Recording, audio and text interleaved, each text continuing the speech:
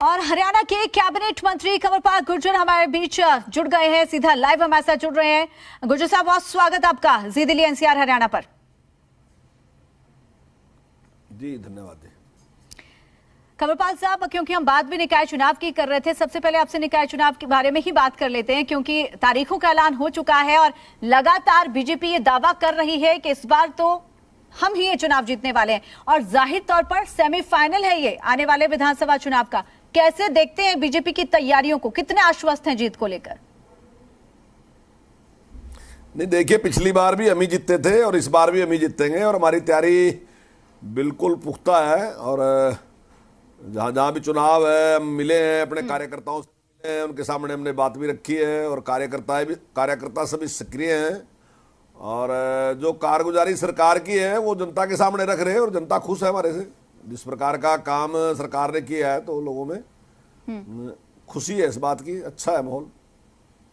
लेकिन कंवरपाल साहब, इस बार तो कांग्रेस भी हुंकार भरती नजर आ रही है तमाम, क्योंकि देखिए संगठन में बड़े बदलाव किए गए, कांग्रेस में नया प्रदेश अध्यक्ष बनाया गया, भूपेंद्र सिंह हुड्डा भी काफी ज्यादा आश्वस्त हैं इस बार अपनी जीत को लेकर। और यहाँ तक ये भी कहा जा रहा, अभी हाल ही में उदयभान सिंह ने कहा है कि आने वाले समय में कांग्रेस, जो जनता है प्रदेश की, हरियाणा की जनता है, वो कांग्रेस की ही राह ताक रही है और कांग्रेस पर ही उम्मीद बनाए हुए है। देखिए, कांग्रेस तो वही की वही है, जो कांग्रेस पहले थी वही कांग्रेस अब है। अब उसको इधर कर लो उधर कर लो, वही बदल के उन्होंने किया। कांग्रेस तो पहले भी यही थी, तो उसमें कोई बहुत बड़ा परिवर्तन आने वाला नहीं है।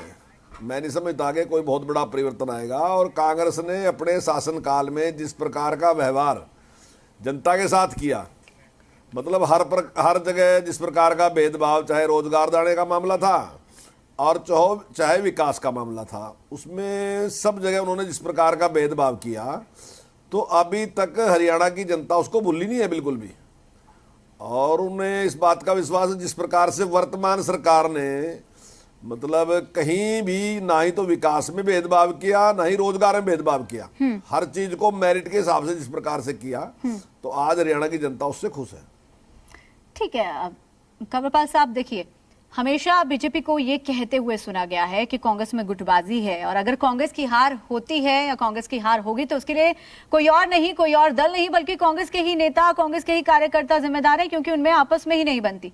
लेकिन इस बार ऐसा क्या हो गया कि सांसद अरविंद शर्मा को भी ये बात कहनी पड़ गई कि पार्टी में सब कुछ सही नहीं चल रहा? किसको? सांसद अरविंद शर्मा की ओर से जो बयान आया। सर हेलो गुर्जर साहब, आप सुन पा रहे हैं? हाँ, आवाज कम है थोड़ी सी। जी जो रोहतक से सांसद है डॉक्टर अरविंद शर्मा जी, उनकी ओर से जो बयान सामने आया है, उसे लेकर उसे कैसे देखेंगे? क्योंकि देखिए बीजेपी तो अक्सर यही कहती है ना कि कांग्रेस में गुटबाजी है। ऐसा क्या हो गया कि इस बार एक बीजेपी नेता को भी ऐसा कहना पड़ गया?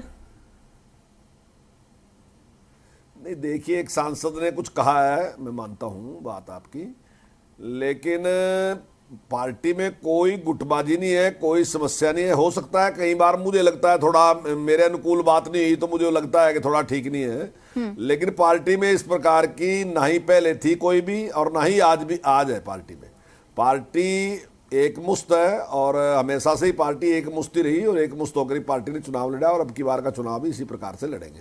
हो सकता है कई बार मेरा कुछ ही बात पे जो मैं कह रहा वो उस प्रकार से काम नहीं हुआ तो कई बार मुझे लगता है कि ठीक नहीं है, हो सकती है मेरी दूसरी राय भी। लेकिन हमारे यहाँ एक परंपरा है ये कि राय सभी अपनी व्यक्त करेंगे और जब सामूहिक फैसला हो जाएगा तो सब उसका पालन करेंगे।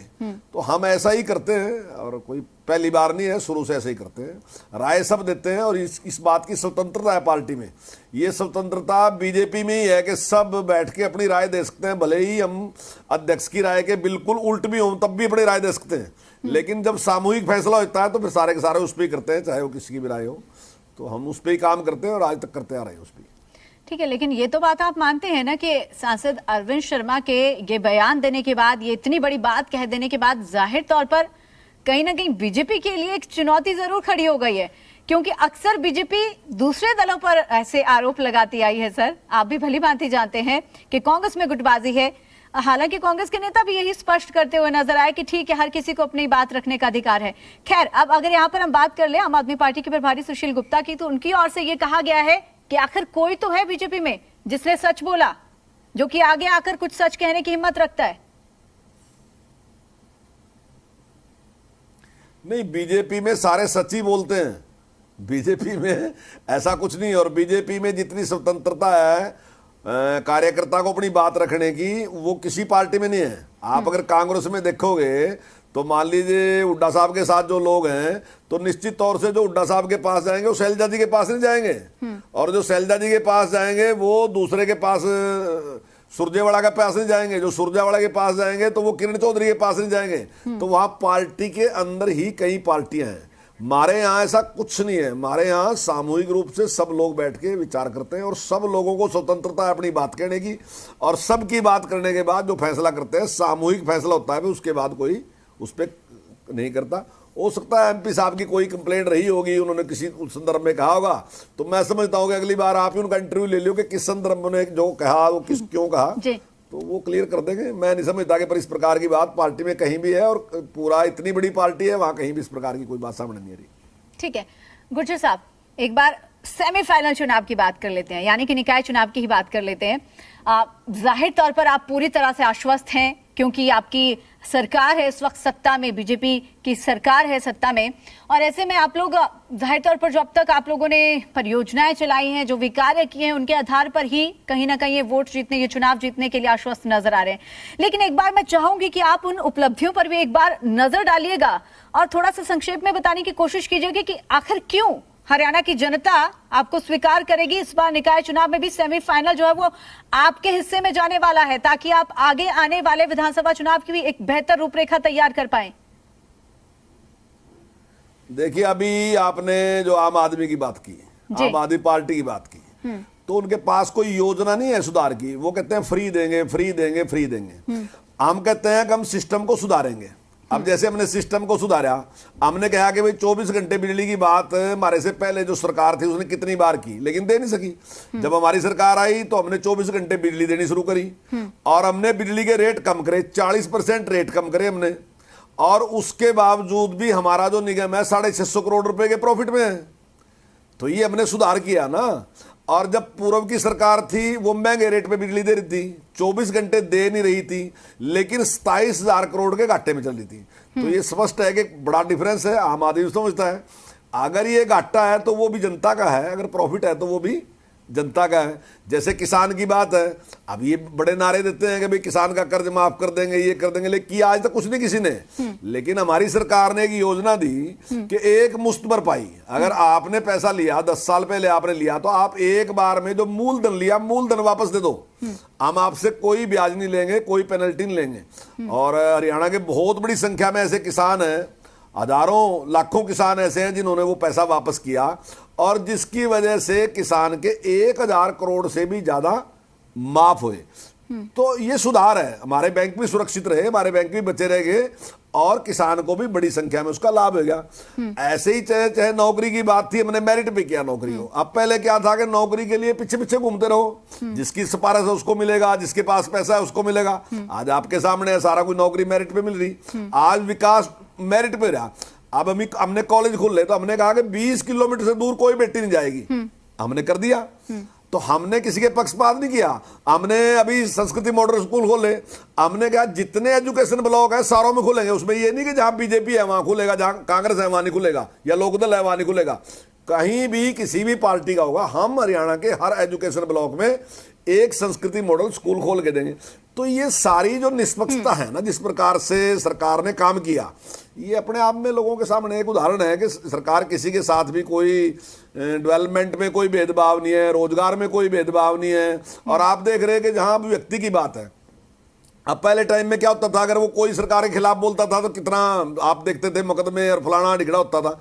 और अभी तक ये आम आदमी पार्टी वाले कितनी बातें करते थे, अभिव्यक्ति की स्वतंत्रता, अभिव्यक्ति की स्वतंत्रता। तो वो स्वतंत्रता कैसी थी, देश के खिलाफ बोलने की स्वतंत्रता मांग रहे थे। बिल्कुल, लेकिन अभी एक व्यक्ति ने, मैं एक बार आपसे ये भी जान लेना चाहूंगी मैं आपसे एक बार ये भी जान लेना चाहूंगी, माफ कीजिएगा कि आपको बीच में मैं रोक रही हूँ, संस्कृति मॉडल स्कूल का आपने यहाँ पर जिक्र किया, कोई बात नहीं, किस तरीके की योजना है और आगे आने वाले समय में क्या प्लानिंग है? साथ भी जो अभी हाल ही में आपने एक वेद विज्ञान और प्रौद्योगिकी विश्वविद्यालय का भी जो शुभारंभ किया है गुरुग्राम में, उसके बारे में भी थोड़ा सा जानकारी दीजिए कि किस तरीके से कार्य करेगा संस्कृति मॉडल स्कूल और ये विश्वविद्यालय दोनों।